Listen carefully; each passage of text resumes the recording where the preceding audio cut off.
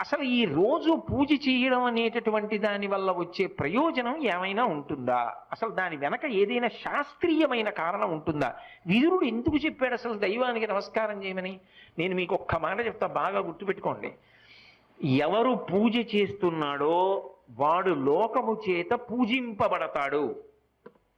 నేనన్న మాట బాగా పట్టుకున్నారా? ఎవరు పూజ చేస్తాడో వాడు లోకము చేత పూజ అందుకుంటాడు. అదేమిటండి మీరు అన్న మాట మాకు బాగా అర్థం కాలేదు. మీరు ఏదో అన్నారు, బాగుండదని అన్నాను అంతే అంటారా? మీకు వివరణ చేసే ప్రయత్నం చేస్తా. పూజ అంటే ఏమిటి? పొద్దున్నే దేవుడి దగ్గరికి వెళ్ళో దీపం పెడుతున్నా. ఎందుకు?